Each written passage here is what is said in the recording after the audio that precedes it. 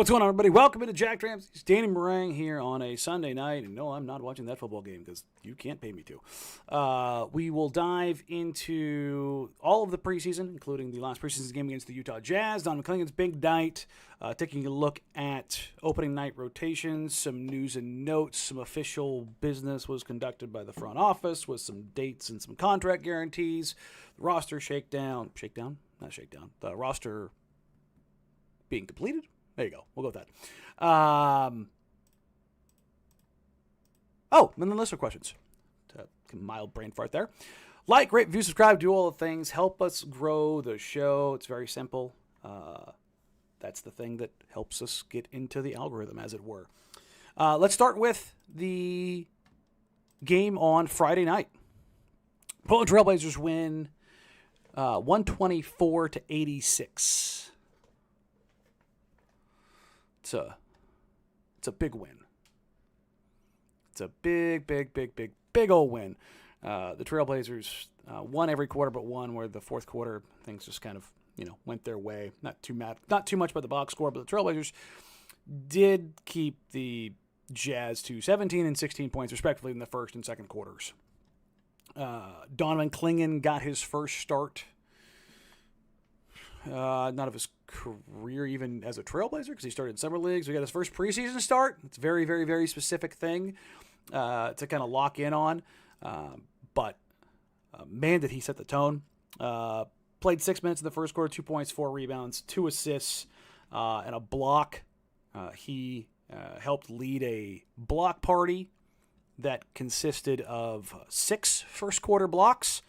All of the Jeremy Grant haters out there had to be seething about Jeremy Grant's play in the first quarter. 9 points, 3 assists, 2 rebounds, a steal, 2 blocks, knocked down 3 of 4 threes. He was everywhere. And I was like, oh, yeah, that's right. Anthony Simons made his return to the lineup. You can still see his ankle is bothering him. He took off for a layup and came down a little weird. I believe he came down from the dunk on the run out. That was a little weird. But the way the offense looked with Ant on the floor, the way things were spread, the gravity that they were working with was pretty clearly better. I liked what I saw in that opening run, even though they struggled to hit some shots. Ant went 0 for 3, went 1 for 3. Denny went 1 for 5. But the pace was pretty dramatic in how they looked as far as being consistent, putting the pedal down, grabbing rebounds, pushing, getting opportunities that just kind of took advantage of the Jazz. And I asked a couple folks with the Jazz if there's something that impacted the Jazz. And the Jazz, I played 6 or 7 preseason games. Six preseason games, I'm sorry. While the Blazers played 4, and then I heard that the Jazz were basically practicing every day. So they were pretty exhausted, pretty beat up. Markkanen absolutely struggled. Everyone struggled. The Jazz shot 29% in the first half. It was really bad. The Blazers weren't exactly setting the world on fire. Shot 43-33. Only quote unquote got the line 7 times in the first half. But beat them up on the glass, sped them up, turned it over. 8 first half blocks is pretty good. The Jazz no slouch with 7. But I think you saw the idea of what the Blazers want and can be. And so much of it was dictated by the wings. And then later Donovan Clingan getting out and getting early opportunities. It was just kind of a lob fest. And this entire game, the Trailblazers, they didn't sit out there and set the world on fire. They shot 43-30. They're 12 of 40 from 3, and they only shot 43.5% for the game. The difference in the game here is that the Blazers got up 108 shots, and the Jazz got up 81. That's a pretty substantial number. That many more shot opportunities is, was it 28? Yeah, 27 more shots? That's a metric crap ton. You do that by going +8 on the offensive glass. You do that by going +9 in turnovers. You do that by speeding them up. I really liked what I saw pace-wise from the Trailblazers. I really, really, really liked what I saw with the aggressiveness, not only downhill, but the aggressiveness in playmaking. In that, even if they made a bad pass, they made it with the intent of a very aggressive pass. And I know it maybe sounds weird, maybe like not throwing the ball hard, but it was a pass that was looking to penetrate, a pass that was looking to pass somebody open, a pass that led directly to a shot. I think that was huge. You got to see in that first quarter in that debut lineup, I joked about this on the postgame show on Friday night, going back to when the New York Knicks traded for Mikal Bridges. I got a text from Dame in the summertime. It said something along the lines of, I'm paraphrasing, but it sucks that Jalen gets to play with the team that I wanted. Because it's Josh Hart, it's Mikal Bridges, it's OG Anunoby. The Blazers are kind of doing that here with the lineup that they started.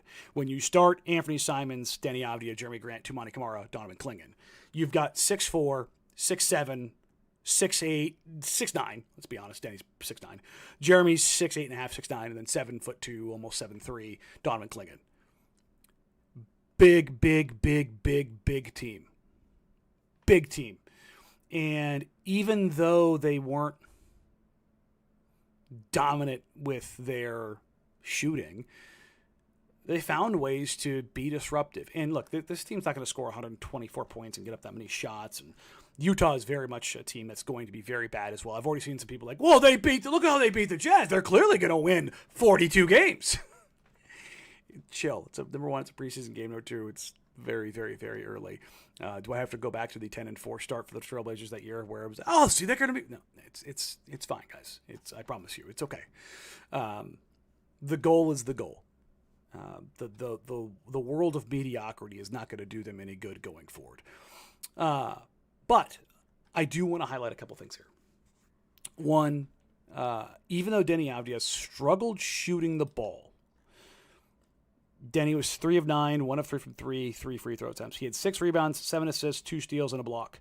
He was a plus 30 on the night, and plus minus the preseason doesn't mean anything, but I use it as a point to illustrate because it works here.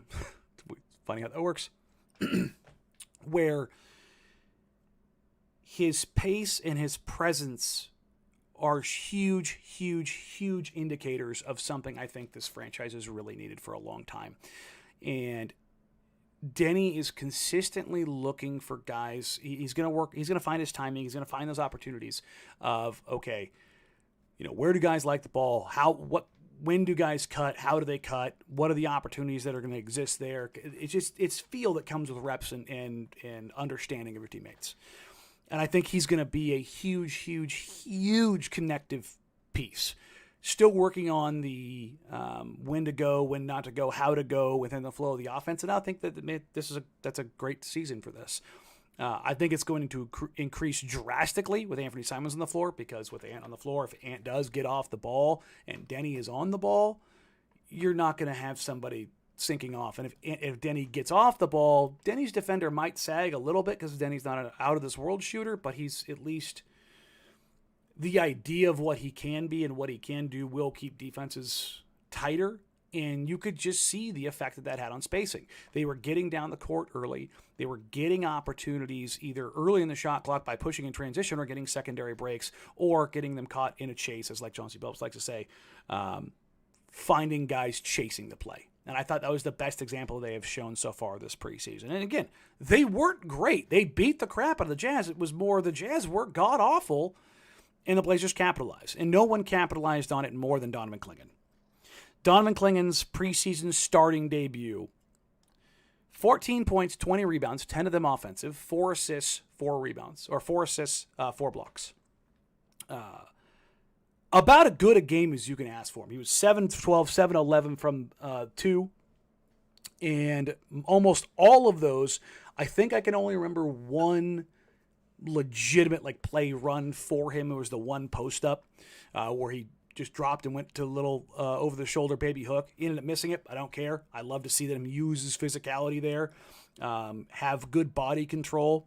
Just give me one of those a game. Just give me something to chew on with that. It's a very simple thing, but that's something I really want to see out of Donovan. But my God, did he gobble up everything. He just gobbled up everything. I was talking to Chauncey pregame about Donovan's development. And one of the things that I asked him was, as big as he is right now, and this is something I'm going to track. Actually, I want to talk to Donovan about this Wednesday night before the game.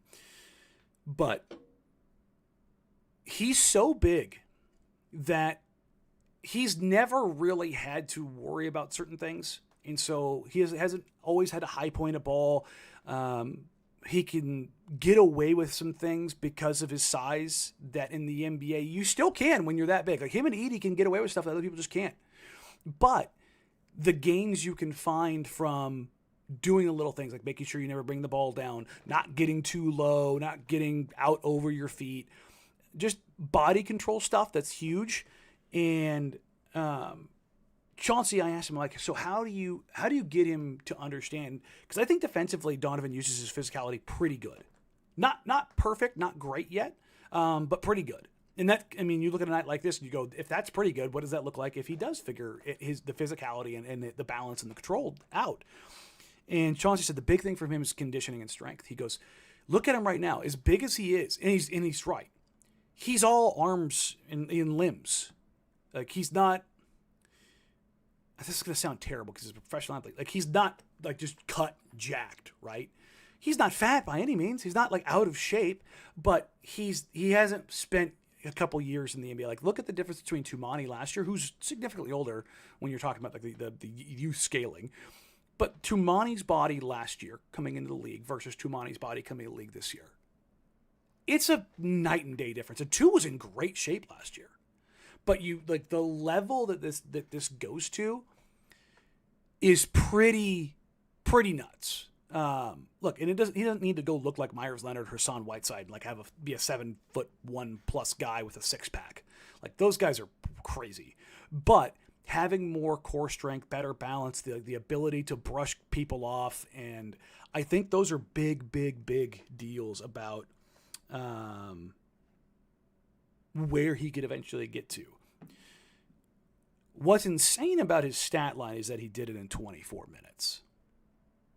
That's what's crazy. Now, this is not a slight at his production at all. But the Utah Jazz helped Donovan Clingan out by absolutely sucking to a level of just, wow, that's really bad. That I was kind of shocked. There was that many rebounds to get because the Jazz shot 28 of 81.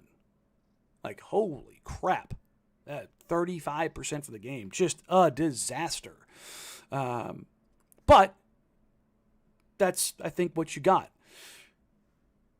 I think for the most part, you saw really good efforts up and down the Blazers lineup. Like, if you just go through the production against the Jazz, I think you saw a fantastic, kind of like nearly best possible scenario. Jeremy Grant comes out and plays a little bit more minutes than he's played all preseason, and he looks incredible. 18 points, 7 assists, 3 rebounds, 3 steals, 3 blocks. 7-11, 3 of 4 from 3. I thought JG was fantastic. Roops looked incredible. 20 points, 4 rebounds, 2 assists. Was pesky as hell. And again, like the only knock I think I had on him is that he just didn't make some threes. He's 1 of 5 from 3, and I don't think he really took any bad ones. I thought he was really good at getting downhill. I've talked to Roops a couple times over the last 2 weeks about his finishing and his development, and it's very clear that his handle is significantly tighter than it has been.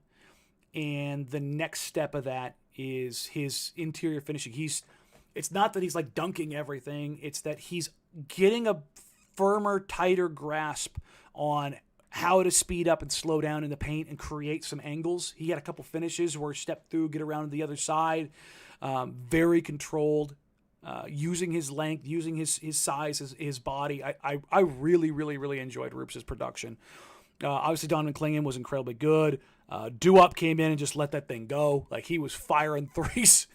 Dewup, in a couple opportunities earlier in the preseason, was maybe a bit more measured, and then we saw the Dewup that I think you're going to you associate with Duop getting threes up as quickly as possible. That's his job. It's like his job isn't to go out there and screen and dive and be a dirty work guy. His job is to pick and pop and let threes flow. And that's the thing. Ant finishes 4 of 10, 1 of 5 from 3, but I thought he got to his spots, and I thought he got his teammates involved really well, even if they ended up turning into hockey assists. I think the flow of the offense was just significantly better with Ant running the helm. Denny, even though he struggled, you saw his physicality, you saw the pace, you saw the defense. I thought that was really good. I thought Chris had another good performance, good defensively, took and made a 3 again.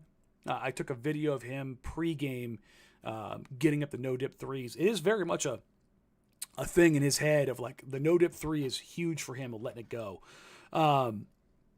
2 was maybe a little out of control offensively, but he was an absolute animal defensively. The box score says 4 steals and a block. I felt like he had more deflections and disruptions and tips and just getting Utah out of their offense. And that's the thing I think is going to be very different about 2 this year, is that last year he had games where even when he was good in the basketball sense, it maybe didn't reflect as well in the box score, where I think this year he's doing well, even on the defensive side, just getting a block here or there, getting a deflection here or there, getting an actual steal. And I think this team,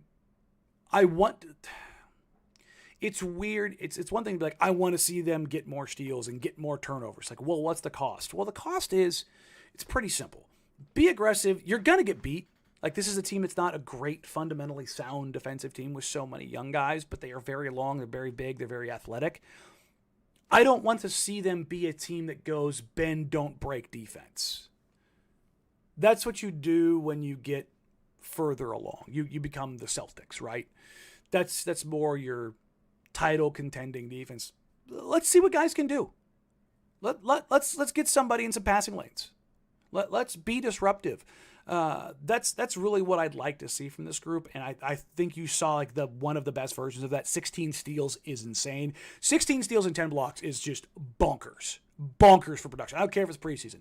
That's bonkers. I love it. That's what I like to see.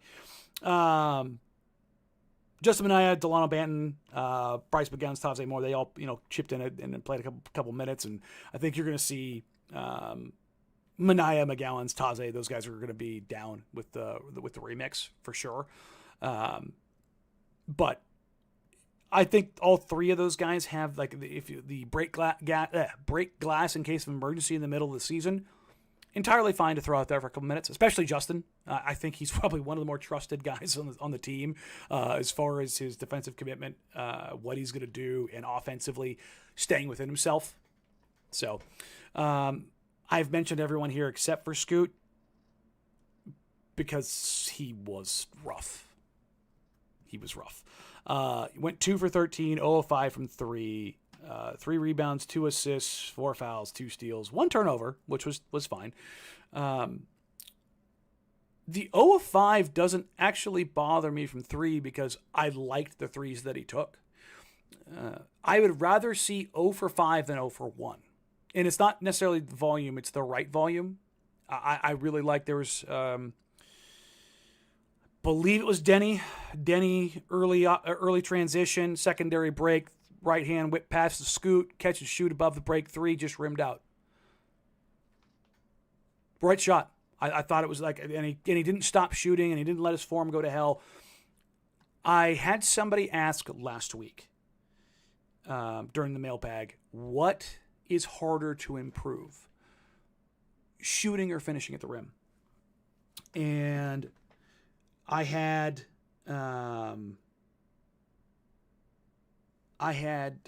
3 different skills trainers, development guys, coaches that I reached out to. And they all said some version of the same thing. They all had their different takes on it, but that finishing is an easier thing to improve to a kind of a league average level.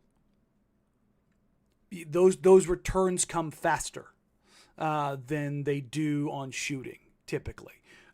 But where things kind of differentiate or break apart from there is advanced reads.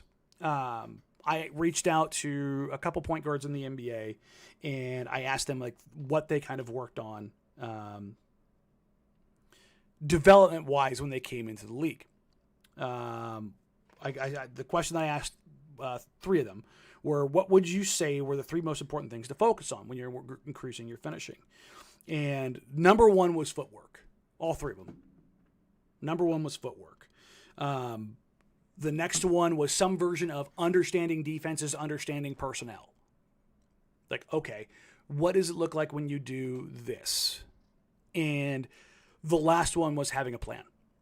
And that last one is the thing that for Scoot keeps showing up for me as not knowing what he wants to do.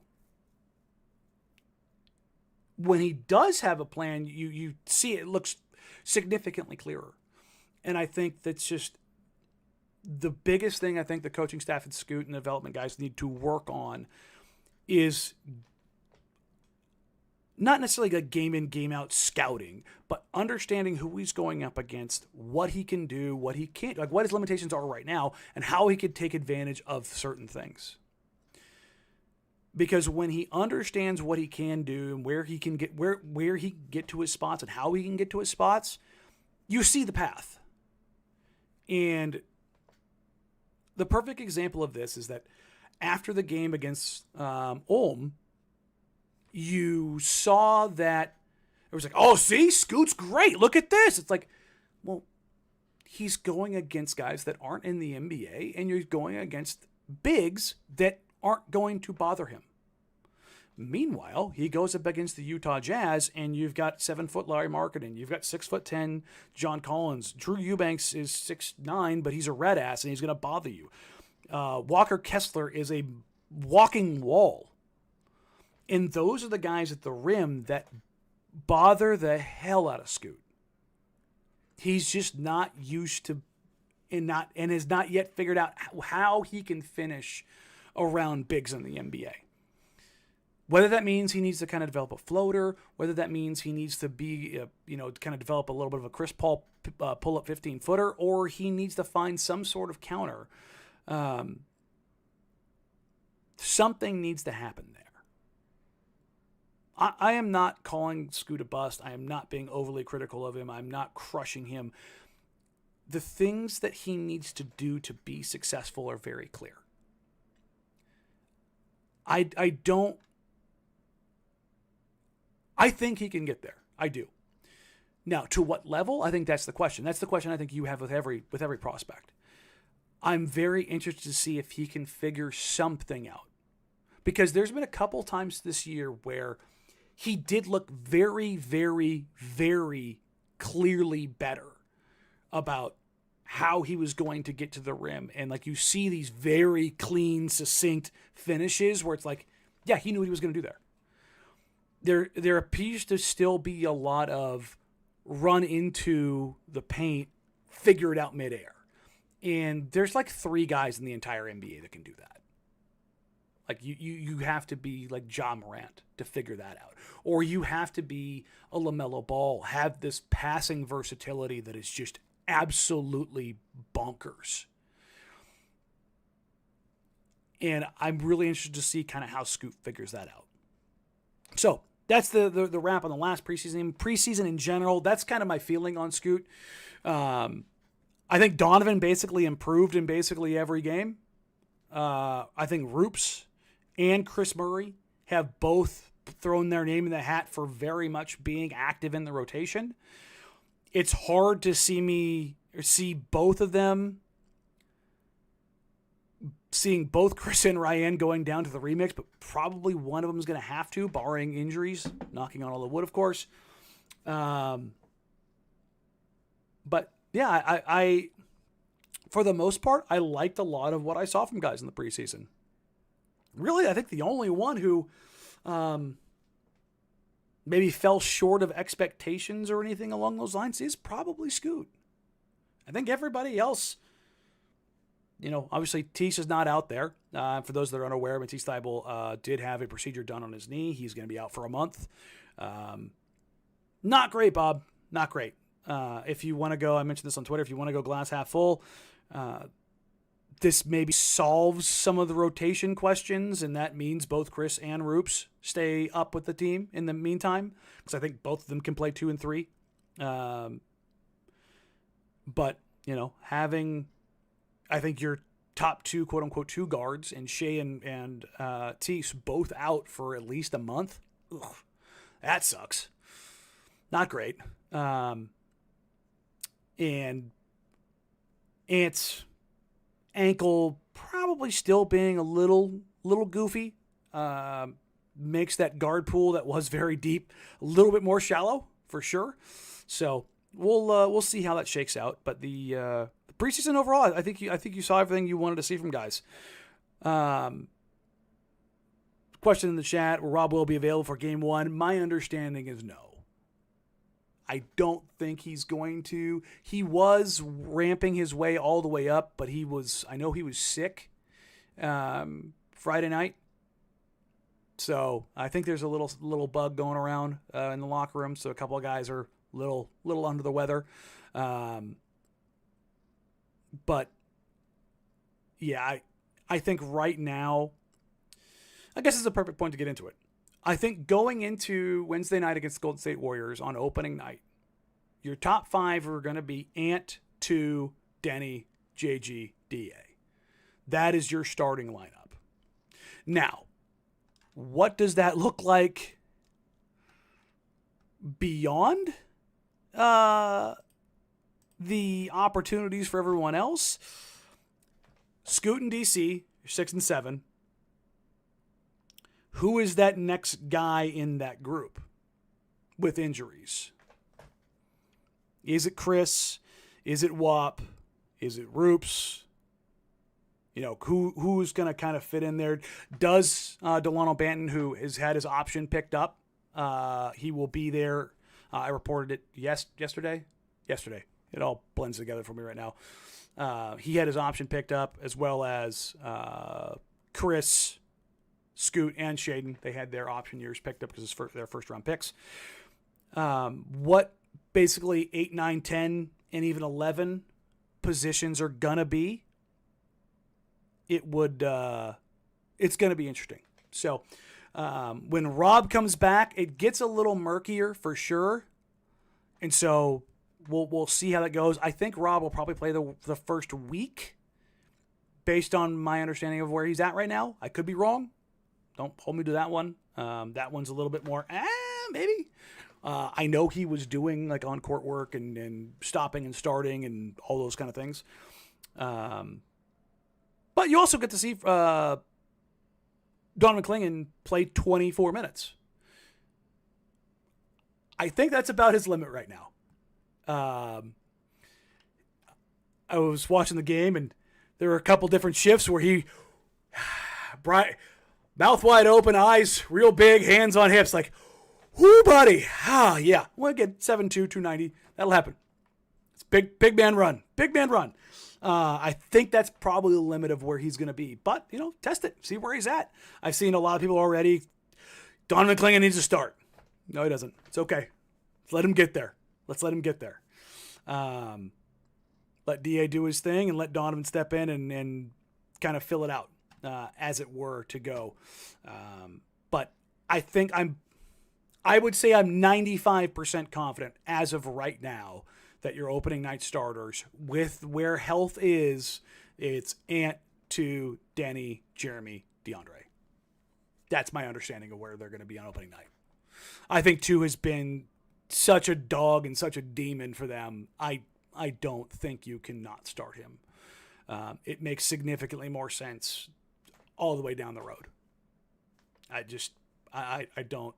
If you're one of those people who thinks that Scoot should be starting alongside him after this preseason and how things fit and don't fit, I go with God. I just do not see how that works. I just don't. Now, if you're talking about closing lineups and smaller scenarios and Scoot kind of working into a game and having a better understanding and feel on any given night, I have zero issues with that. Absolutely zero. But I think if you're trying to optimize guys and get opportunities in lineups and situations that make the most sense, I think that's the way you go. And again, Scoots, you're very likely your sixth man. So he's going to play like 28 to 32 minutes. So it's not going to be a minutes crunch, or he's going to be limited by any shape, matter, or form. So, all right. You guys sent in a crap ton of questions. So let's dive into those now, all right? Appreciate you, everybody, getting all of your questions in. Ricky Bells, shout out Chef Ricky. If you're putting money on one main rotation guy to be gone at the trade deadline, who you got? For me, it's Jeremy. Jeremy hasn't asked out, but there's an understanding if a competitor comes and the deal makes sense, he'll get dealt. I don't think that's for everybody freaking out. You have to deal. That's chill. It's fine. It's totally okay. He's not blocking anybody's minutes. It's okay. It's totally fine. I think Matisse needs to come back and be healthy. I think he's a guy that teams will look at the deadline. Same thing with Rob. Those are the three guys that I think are the most likely. Hell, you could see WAP added to that list. I could see that be a guy because they just have so many bigs, depending on how things go. At Jake635, any chance the Blazers are quote-unquote too good? I knew this was going to happen after that game. Don't get me wrong, still bottom of the Western Conference. There's so much to the line. Every loss matters. I lose an extra 7-10 games, have a better chance at overall one. Look, man, the Atlanta Hawks got the number 1 overall seed at 3%. They are the 10th overall spot. You do what you can to get that 14%, but you just get it's. I don't think the too good thing is going to be an issue. I think the Vegas line being anywhere from 20 to 22.5 is spot on. I just think this team, while healthy, is going to be a lot more fun. So, Lester says, I keep forgetting Walker's on the team. And yeah, and Jabari, because he's been dinged up during preseason and missed a couple games, I don't know where he's going to slot in right now. That's unfortunate. Jabari Walker is in a contract here. It's I don't know where he puts. There's a real chance that Jabari ends up playing some games with the remix just because of how things are right now. So it's an interesting spot to be. RB at Arbel48. What's been your impression of Denny so far? What do you envision his role to be now that you've seen him with a team? Very much what we've seen, in that he's. My headphones are beeping in my ear. I'm gonna get rid of them. Yeah, my hair is probably fantastic. There you go. Woo, baby. Let the wings fly. Denny is exactly who I thought he was. I'm going to go full Denny Green there. They are who we thought they were. I think Denny is exactly what this team needs. I did an interview for basically Israel's ESPN after the last home game, Denny's debut at home against Ulm, and hear what I said there. I think his opportunities to be a secondary playmaker, to be a bit of a red ass defensively, to be a guy is their governor, or lack thereof, when you're talking about increasing speed and getting downhill and going grab and go, and being a guy who's really impactful both in the box score and in their identity. But also, I'm somebody who loves Denny's game, and I'm going to probably be higher on him than probably about anybody else. That's just his particular stylings, those are the big, strong, tough playmakers. Those are my kind of players. I like toolsy players with size, whether it's Denny, whether it's Jonathan Isaac, whether it's Jabari Smith. When you're talking about young players, those are the kinds of players that I prioritize. I think those are the guys that end up being stars in the league. Those are the guys that have, if their ceilings hit, they end up being incredibly impactful. And it kind of goes back to that whole notion about Donovan Clingan, in that when you're bigger, you just have more room for error. And so my impression of Denny so far has been great. And I don't even think you've seen really a great version of Denny yet. I think he's been subpar as a shooter and finisher to an extent, but even then, I think he's been incredibly impactful. So, Keegan Spenlove at Keegan Spenlove. Which players are you most excited to watch this year? Who you're most excited to get to know? Denny's very high on that list. I've talked to a bunch of people from Israeli media who have known Denny since he was a kid, and they speak incredibly highly of him, just because of the holiday stuff with Yom Kippur and October 7th and what's going on overseas. Denny hasn't been available media-wise a ton right out of the gate, but so I am excited to get to know him. Most of the team is pretty new. Donovan is a great dude. I already love talking with him. When the cameras are away, he's a really, really fun guy to just talk to. I mean, this sounds so dumb, but they really built a team full of good dudes. So, but as far as watching, Denny, 100%. Denny's the guy that I'm like, yep. Want to watch that guy, 100%. Let's see what he can do. At Ryan West, at R West NW, how's Shaden looking progressing? Scooting Shaden off the bench will be interesting. Need to see these two together. Good way to ramp up. Shea is getting up threes. Like when I talked to him before the game, he continues to tell me that he's feeling better. He's on track. I think the 6 weeks puts him back. Heiken and I have been talking about kind of trying to guess about when he'll be back, and I think mid-November is 15th or 16th is the 6 weeks. I'm leaning closer to Thanksgiving as the kind of the barrier, and if he comes back before that, cool. I'm all about it because I want to see more Shaden. This is a huge year for him, and I think the Blazers probably err more on the side of caution, because if he does re-aggravate it and ends up requiring surgery, Shaden basically goes 18 months without playing basketball, and then you have nothing to go off of. Then what do you do?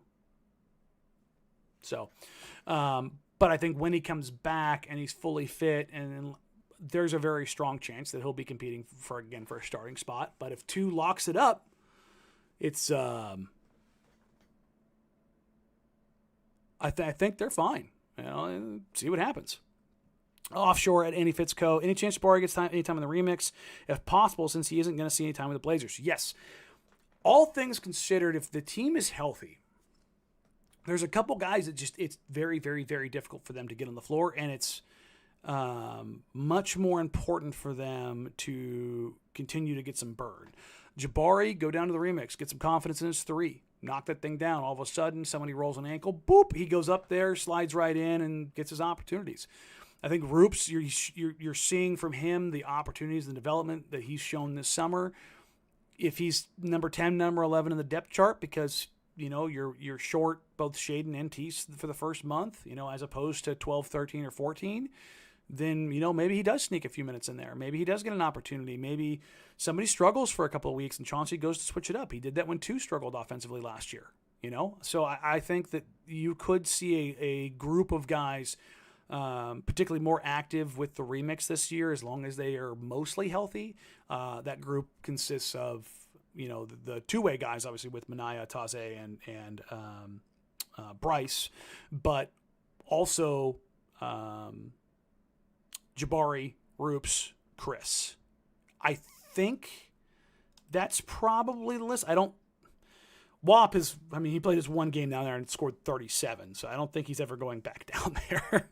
But yeah, that's 6. That's that's a starting lineup, basically. So I do think you'll see some Jabari down there. Logan at Logan Rip City, did your opinion on how much DC should play or how big of a role he's capable of handling change after Friday night's game against Utah? No. I mean, it's not necessarily my view of how much he's capable of. It's organizationally, Rob has to play if they're going to deal him, guys. That's a thing that has to happen. And it's not going to be oh my God, that just completely tanks Donovan's ability to develop in his rookie year. It's no, it's fine. It's okay. It's okay. I promise you it's okay. Some nights, if they're gonna go the full Joel Embiid status and just not play him on any back-to-backs, then on those nights, DC can go out there and hoop. Build up his conditioning, he's going to, I have said this since they drafted him, and then even more after Summer League. Donovan's going to have, the most bonkers per 36 numbers in the NBA. His per 36 numbers are probably going to be 24, 18, and 8, or 8, 24, 18, and 5. Just dumb. Because he's going to play 16 minutes a night and average 9 and what was that? Oh, no. Yeah, 9 and 11. Like a damn near double-double. And you're going to go, wait, what the hell? And you'll see that just kind of fluctuate through things, or 9 and 9, and you're just going to go, huh, that's crazy. But I think DC's a good player, particularly on the defensive end. I think offensively, he's very limited outside of his screening and playmaking. I really want to see him. I mentioned this the other day. I really want to see him be like Rudy Gobert-esque offensively, and that's such a weird thing. And because like Rudy doesn't have a lot of offensive skill sets, but he has great hands and he dunks everything. I want to see Donovan, like when he goes up, just go up, dunk, go up, dunk, go up, dunk. Like that's what I want to see from him. Dunk all of the things. That to me is such a big deal. It'll help him. There we go. I activate my little camera there. Be more consistent, because he's got pretty decent touch, which you see on his threes. But I think that's something I really want to see. But yeah, a single game isn't going to sway me on anyone, regardless of how good or bad. Well, that's not true. I'm kidding. Yeah, Dalton Connect. I saw some people out there, oh, see, the Blazers really missed on him. It's like, well, he was shooting 27% from three. I didn't hear anybody saying they missed on him then. But I digress. Superbad 503. I find myself wavering on Scoot's ability to develop into a starting caliber point guard. Simons has the development to contend after 24-25 draft. In your opinion, which players will be more of an asset to the rebuild long term? Also, is there room for Thibault in this team? I mean, yeah, I think there's. This is going to sound crazy. There's nobody on this team that's untouchable. Not a one. And everybody's like, oh, you're a big Ant homer. It's like, I love Ant. Ant knows he's not untouchable. Dame knew he wasn't untouchable. Like, it's just, but as far as like, which players would be more of an asset to rebuild in long term right now? If you're talking about guards, it's very clearly Ant. The idea of Shaden is certainly great. Can Scoot live up to 80% of what the projection was? Certainly a really good player. I think Tua is a phenomenal role player. He could be a fifth starter on it. Like, my ideal of Tumani is that he could be a fifth starter on a title team. I think he's big wing Danny Green. But, it's... I don't think there's anybody who's truly untouchable or absolutely and I love DC. I think he could be a really solid starting center. I have questions about his ability to be a guy that can play 32 to 34 minutes a night. And when you're talking about guys projecting forward, can they play in June? Like, that's the biggest question. I think that's, remains to be seen. But I've never seen anything like, oh no, he's not. So I think you're just a lot of questions about stuff. Zach Marcello, I am Marshmallow. Seeing what Tua has added to his game this offseason, has he made a case to start? And has your idea what he could become changed and elevated at all? Yes, he has absolutely made a case to start, and I think not starting him would probably be an issue for a lot of people. But as far as like, I've always thought he'd be a really high-level role player.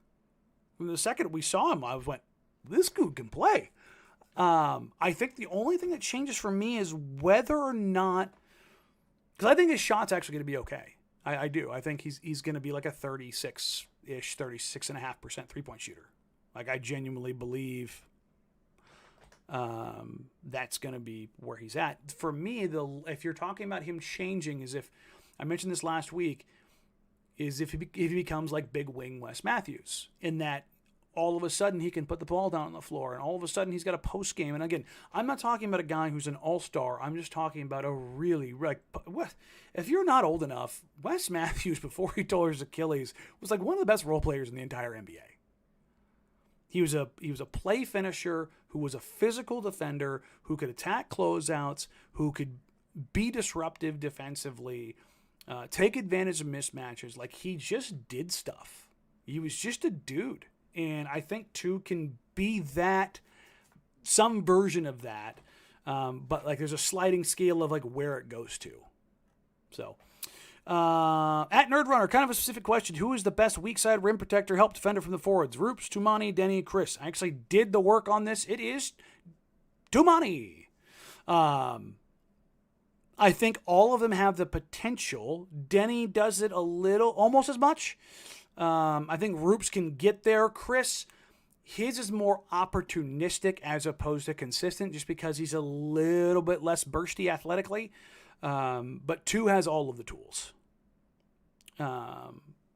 That's a pretty clear point. But I think they have all shown the ability to be average to slightly above average for wings, which, again, having a bunch of like 6'7" to 6'9" wings that can do a bunch of stuff, and then you hope that, hey, they figure out shooting.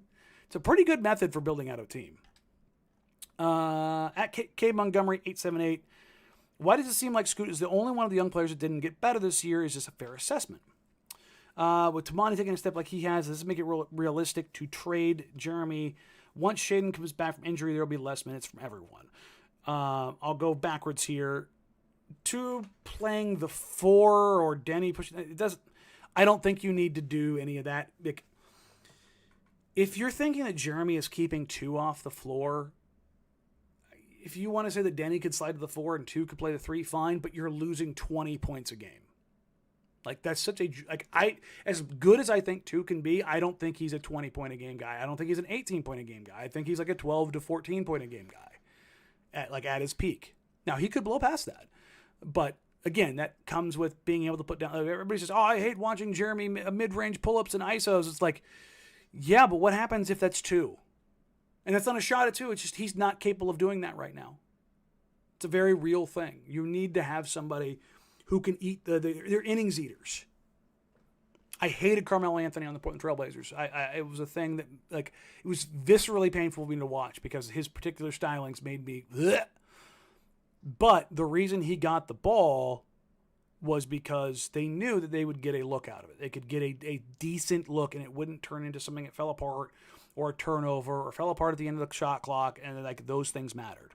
I think Scoot has gotten better because, God, this is going to sound like I'm crushing the kid, and I'm not. He was god-awful to start the season. He's not god-awful. He's just young guy bad now. He's definitely on the tail end of that, for sure. That is growth.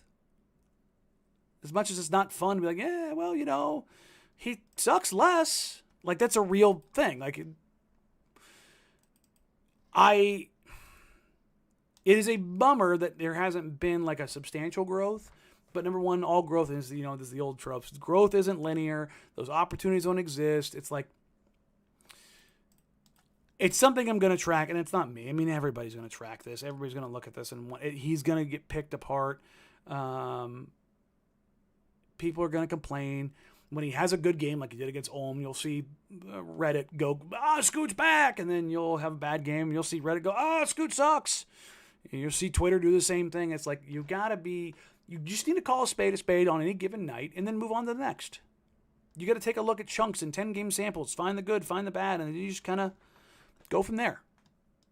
That's where I'm at with that. Anthony Smith at Pizza Man. Who would be a closing lineup? The team was down 6 with 2 minutes ago. Would it change if we were up 6? Right now, I mean, fully healthy, I would go Ant Shea. I would go with the starting lineup. Ant Shea, Denny, JGDA, if the team's down 6. If they were up 6, I'd probably just swap out Shea for 2. Maybe I keep Shea out there. I don't know. Coin toss.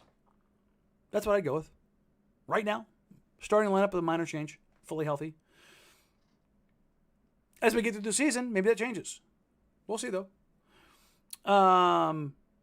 Seattle, Copeville at Devon with her fork? I don't know, man. What kind of trade package would it take to move on from Ant at the deadline? Would Anthony Black and a first-round pick do it? No, because the Portland Trailblazers are currently not in the business of trading Anthony Simons unless he wants out because of the aforementioned Scoot Henderson question. This whole idea of like they need to clear space so they can get Scoot Henderson on the floor to get him reps when he is nowhere near good enough or shown nowhere near anything capable of running a team is bonkers. Full stop. I want Scoot to do well. Absolutely. The idea of handing the reins to him with what you've seen in the past year is crazy. Crazy talk. The gap between Ant and Scoot right now is a canyon. Playmaking-wise, efficiency-wise, scoring-wise, gravity, feel, everything. Portland can't make that decision to move off of Ant. As it stands right now, I would say they would more likely move off of Scoot than Ant, based on what we've seen from Scoot. Scoot needs to show significantly more to make that something that you can remotely expect or even discuss without Anthony asking out. If Ant asks out, then, all bets are off. But I don't think that's... Big Hoff at Big Hoff 1. If we end up with the second pick, who's a better fit, Ace Bailey or Dylan Harper? Could be VJ Edgecombe, could be Nolan Traore. There's a lot of different questions. That's what this basketball season outside of the Blazers in college basketball is going to be about. Which one of these guys besides Cooper separates? Because Cooper's that dude. He unequivocally is that dude. In the 12 years I've been doing this now, he is hands down the best prospect I've ever seen without the ball. Like you just kind of go, how the hell did he get up to 20 points, 8 rebounds, 6 assists, 5 stocks? And it didn't seem like he dominated the ball. It was all in the flow of everything. Oh, and by the way, he's an all defensive caliber prospect, like coming into the league. It's like, what the hell? These other guys, like, can Ace be an absolute demon? I think skill-wise, Ace can be an absolute offensive monster. I have questions about his maturity. I have questions about his shot selection. Dylan Harper, I think, is a guy who can be very, very good, but he's going to be, I think, limited by his upside. And when you're talking about his offensive, or not his offensive explosion, his explosion, his athletic burst, but he's also a guy that understands that he's not the most athletic guy in the world and how to take advantage of that. So those are things that I kind of want to see more of against higher level competition. I was talking to somebody about Traore and in the NBA, and they said he reminds them of bigger Tony Parker, which is terrifying. Like, Tony Parker does not get the credit he deserves. He's a Hall of Famer, just an absolute monster. VJ Edgecombe has like all the trappings and makings of being a dude. There's a couple other guys in the top 15. Like I can see them finding a way to move into the top 5. Like it's going to be very interesting. I've got a couple people lined up in the next few weeks to give kind of a preseason rundown of which college prospects to watch. There's only a couple international ones that are going to be in the top 20 as of right now. But we'll get into that here in the next couple of weeks. I think it's going to be interesting. Rob Blaze at Rob the Blaze. Long short of it is he was asking about Donovan Clingan. I said he would get maybe some DMPs and a few minutes on other nights. Do you think the Utah game prove he's ready to make a big impact and handle the minutes? It's not about handling the minutes. It's about, 1, getting his conditioning up, 2, showcasing Rob Williams III. Like, those are the things. It wasn't ever about DC being bad. It was he needs to get in condition, and he's got somebody in front of him. That's it. I think that's pretty much it. At Corey J, I just had a Kling Kong in Dynasty Fantasy League. Smart stash, or am I wasting your roster spot? Without knowing a million things about your fantasy league, I couldn't tell you.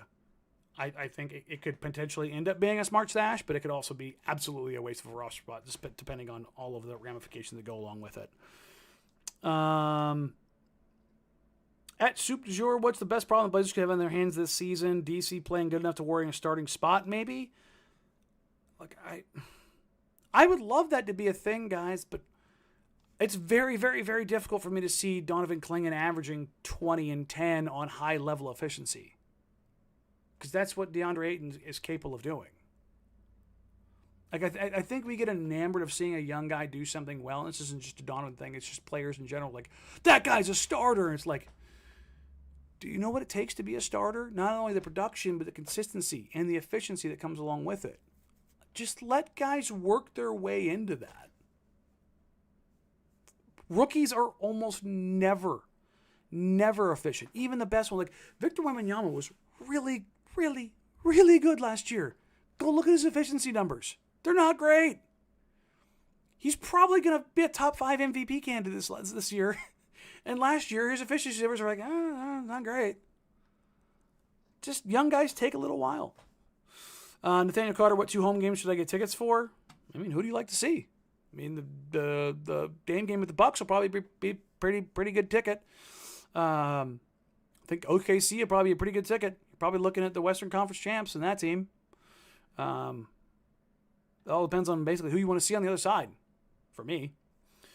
At one of the Avdia burner accounts, can Diddy Avdia be the most impactful player on the team? Yes. I don't think that's a question. Can he? Yes. If Denny can shoot and he consistently and he does Denny things, like if my best optimized version of Denny is 18 points, 7.5 rebounds, 5 assists, on good shooting splits. Let's say 47, 37. God, what did he finish the free throw share? I know he's decent. God dang it. I'm blanking on his free throw rate or free throw percentage. Hey, 74%. I was going to say 77%. Okay, so if he does that, while taking a higher volume of threes, super impactful. Love that. If front office were to put trade assets together at this moment, what could they realistically target to raise the team's floor? I don't think they're doing any of that until they understand who their cornerstone is. And right now, there's not a ton of guys that are available that would make any sense for this team. Like the Jeremy Grant to the Lakers deal. Like Rui's not raising any floors. I don't think there's anybody out there that are raising any floors for the team right now. It'd be more about, I think, draft assets and maybe some swings on some young guys. At Sweet River Phil, with the Blazers getting off to a hot start, force the front office to make a trade of veteran 2 before we accidentally make the playoffs. That's not something you have to worry about. I don't understand how this thought process gets out there. Does beating a really bad Utah team in the very last preseason game, does that really, I guess you saw the Sacramento Kings play like crap and got excited by that?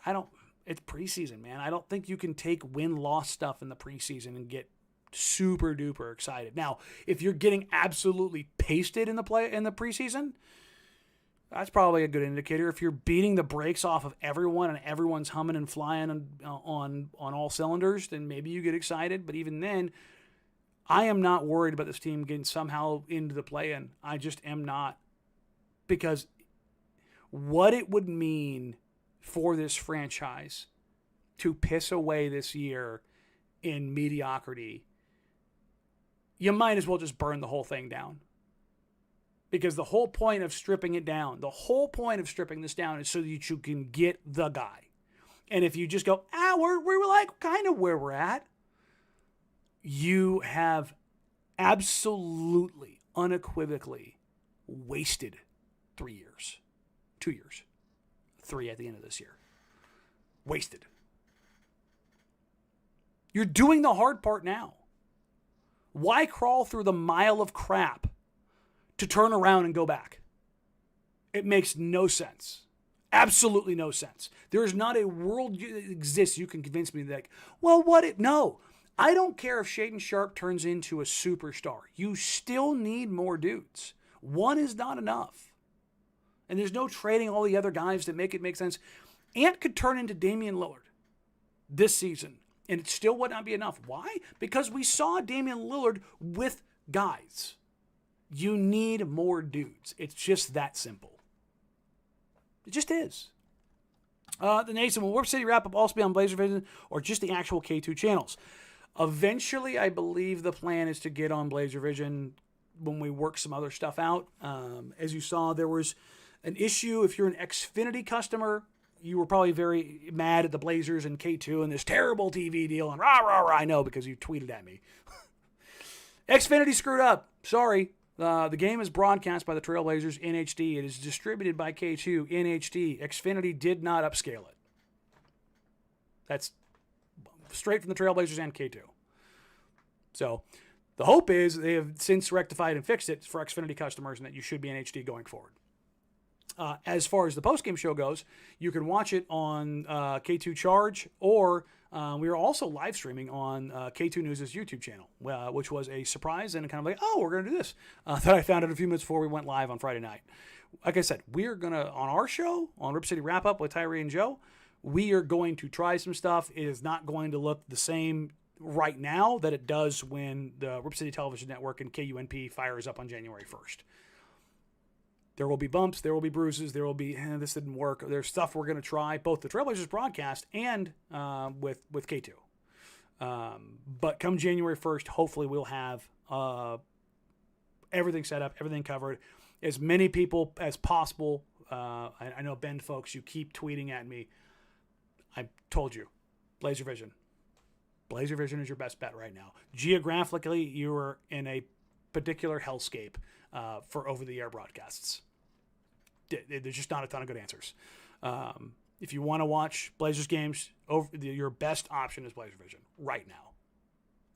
I'll just tell you that. Hopefully there is a resolution to that going forward.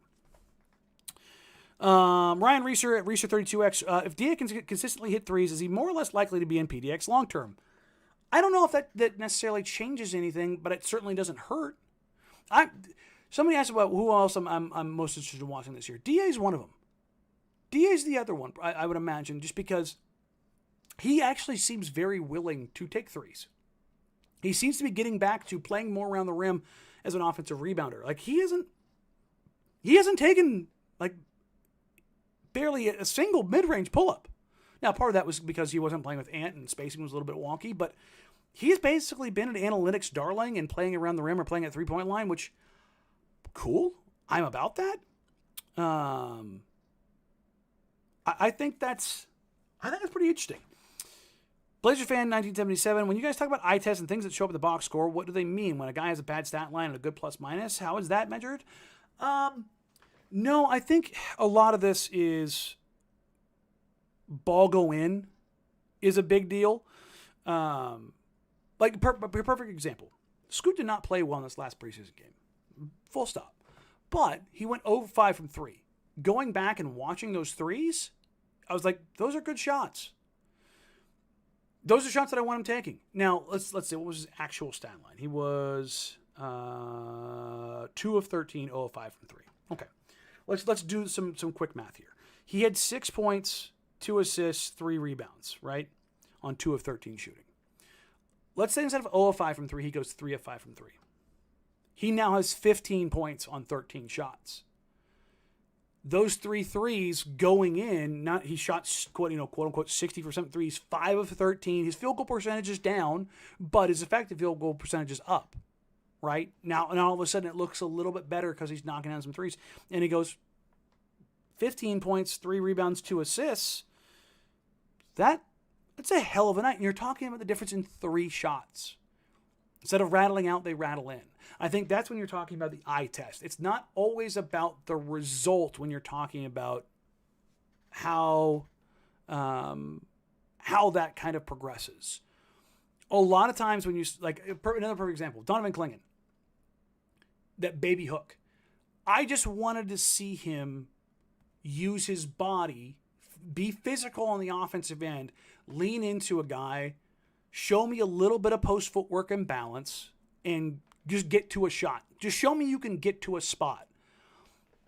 Okay? And then after you've done that a few times, then it becomes, okay, can you get to that spot and convert it? And then after enough time, it becomes, okay, you can't do that. Okay, maybe we need to assess this and go a different way with it. And I think when you're talking about eye tests, that's what, particularly when it's me saying that, those are kind of more the things that I'm looking for, if that makes sense. At Real Malcolm 88, Real _ Malcolm 88, do you see Tamani getting in defensive team votes this year? No, because he's going to be the team that doesn't win. That guy's kind of, Ashton Davis at Davis Ashto 54138. Is Ryan Rupert the future? Oui. I think Roops is going to be a solid NBA role player. Beyond that, I can never project anything. It's unless they're Wemby, unless they're LeBron, unless they're probably Coop. It's hard to say guy's going to be great. But I do think Roops has the trappings and makings of being a guy who sticks around in the NBA, particularly if his three-point shot comes around. Blame Monk. Best thing to eat at Moda. They just put in a place called Top Burmese. Great wings. I had the spicy ones the other day. Very solid. Killer Burger, always a good option. There's a barbecue spot. There's something else they put in on the club level that I haven't tried yet. But I find my way up there every now and then to try some stuff. I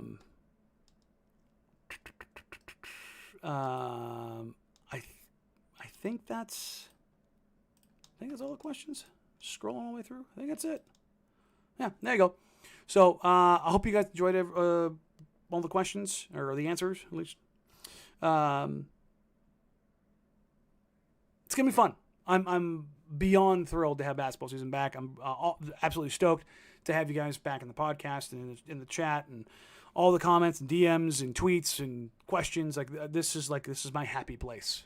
So thank you everybody for all of the birthday wishes. I am officially washed at 40. Yes, it's a real thing. I'm having a mild midlife crisis as I grow out my hair, lose the weight, and apparently put my earrings back in. Shout out my wife who got me some earrings for my birthday to aid in my. I think I need a sports car now. So there you go. We'll figure that out as I go. If you have questions, you can email the show, jackedramsays@gmail.com. You can tweet at me, obviously at Danny Marang.